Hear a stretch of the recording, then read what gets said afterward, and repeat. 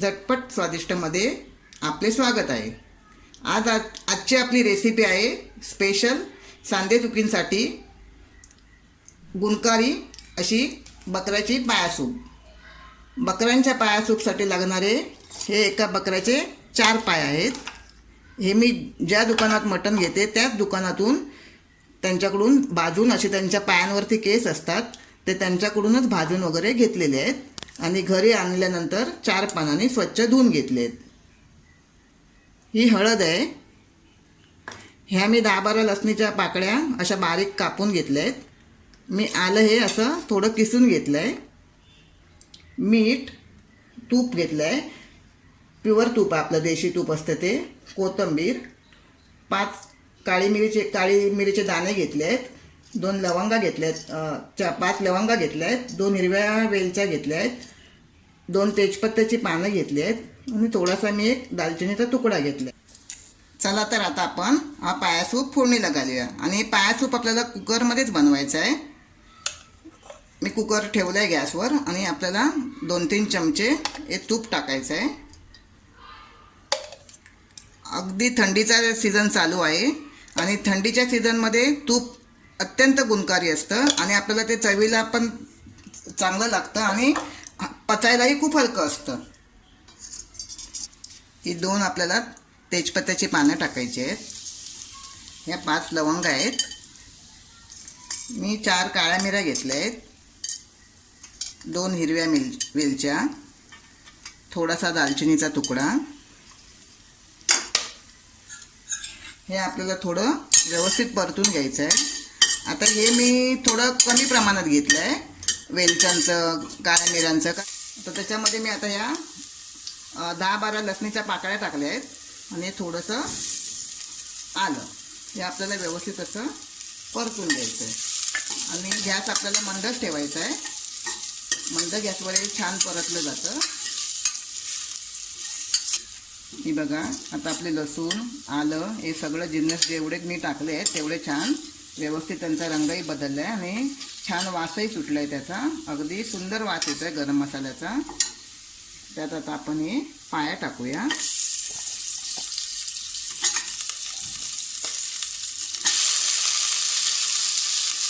थोडे पाया आपण असे परतून घेऊया।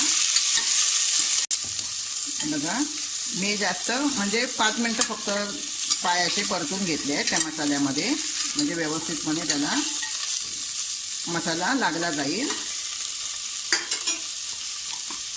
थोडे हळद टाकूया।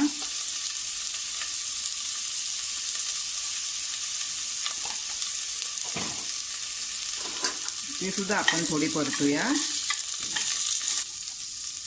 बघा आता आपले पाय हळदीमध्ये छान मी परतून घेतले आहेत। ही अगदी झटपट होणारी रेसिपी आहे आणि कुकरमध्ये केल्यानंतर ते अगदी झटपटच होते। आता त्यात आपण 2 ग्लास पाणी टाकूया। आपल्याला सुरुवातीला जास्त पाणी टाकायचं नाही आहे, कारण त्याने काय होतं, आपण कुकरला शिट्ट्या दिल्यानंतर कधी कधी काय होतं, कुकरच्या शिट्टीमधून आपलं पाणी बाहेर निघतं आणि मग आपलं जेवढं जीवनसत्व असेल ते सगळं त्या शिट्टीच्या माध्यमातून बाहेर पडून जातं। म्हणून आपण पाणी थोडंच टाकायचं आहे। चवीपुरता मीठ टाकूया। आता आपण थोडंसं जाता जसं पाणी 2 ग्लास टाकलं आहे त्या हिशोबाने चवीपुरता थोडंसं मीठ टाकूया।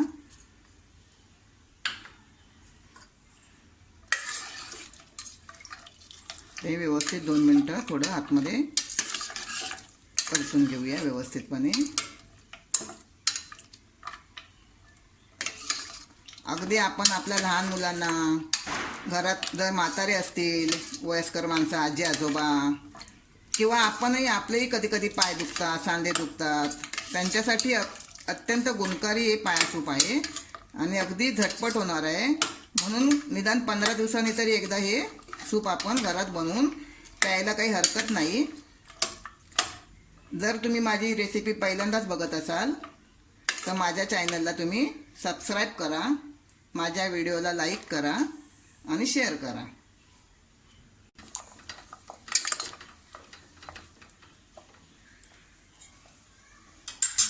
आता आपण कुकरला झाकण लावून घेऊन 7 ते 8 शिट्ट्या देऊया, कारण बकऱ्याचे पाय किंवा बकऱ्याचं मटण हे शिजायला थोडा वेळ जास्त लागतो, म्हणून आपण त्याला 7 ते 8 शिट्ट्या देऊया. तोपर्यंत आपण वाट बघूया.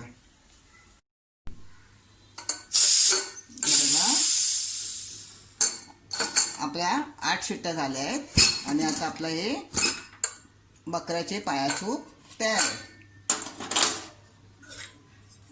मगाशी सांगितल्याप्रमाणे मी थोडंच पाणी टाकलं होतं, कारण जास्त पाणी टाकल्यामुळे आपल्या शिट्टीमधून संपूर्ण स्टीम बाहेर जाते आणि तो स्टॉकचा सगळा अर्क जो असतो तो बाहेर निघून जातो, म्हणून मी थोडंच पाणी टाकलं होतं. पण आता आपण काय करायचं, आपल्या घरातली माणसं 4 माणसं आहेत. आता माझ्या घरात 4 माणसं आहेत, तर कमीत कमी 4 बाऊल भरून तरी चौघांना व्हायला पाहिजे ना.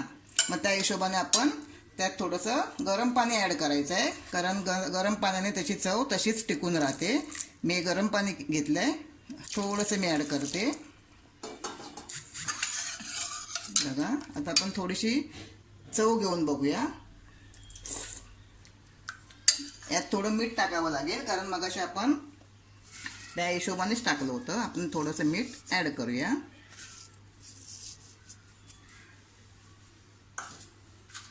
आणि